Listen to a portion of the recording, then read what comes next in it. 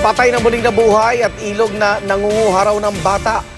Nakarinig na ba kayo ng ganyan mga urban legend o yung pinagpapasapasahang kwento?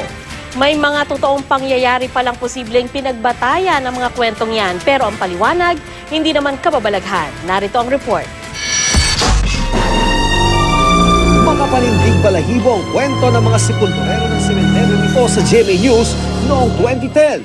3 araw pagkalibing ng isang sanggol na masaraw ang ataol kaya binuksan nila.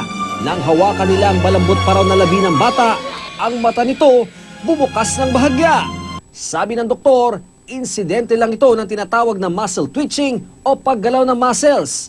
Isang klase ng reflex na pwedeng mangyari kahit patay na ang tao. Sa Pangasinan naman, noong 2012, ilang araw matapos paglamayan at ilibing si Jasper, ikinagulat ng kanyang pamilya ang pagdating niya na buhay na buhay. Yun pala, hindi niya labi ang nailibing, kundi isang pinatay na binata. Nakahawig niya ang muka, may kaparehong pilat sa dibdib at halos kahugis na binti. Hindi naman bago ang kwento ng mga taong kinukuha ng mga ilog. Sa Ilog Pasig halimbawa, ilan sa 14 na nagbuwis ng buhay ngayong taon ay mga bata ayon sa lokal na pamahalaan ng Pasig. Ang mga ganito, kinukuha nga ba ng mga ilog? Maaari siguro yung mga hindi natin nakikita. Kasi hindi naman tayo lang ang ano. Kasi minsan may nakikita dyan na lumalakad sa ilog. Sabi ng mga otoridad, posibleng dahil lang ito sa malakas na agos ng tubig.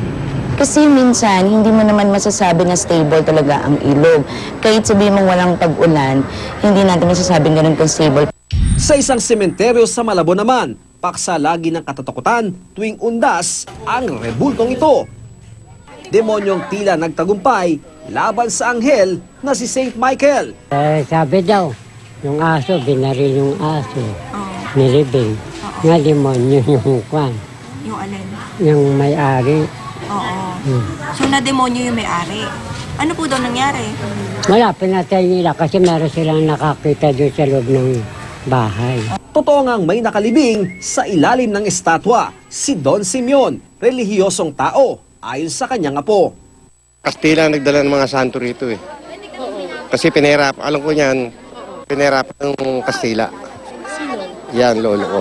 Nanaikas sa atin sa babaw ng lupa, ay kasamaan, ambisyo, lahat. Patayan. Mga totoong pangyayari pero naiba ang pagkakasalin at tila nagkwentong kutsero. Ang mga ito ay sa mga eksperto, di na raw dapat ikalat pa bilang biro o panakot sa iba. Be at peace and be prayerful all at the same time. But at the same time, sasabihin ko na rin ito, respect, bigyan talaga ng lubos na paggalang sa mga bagay na ito. Para sa saksi, Ian Cruz, nag-uulat.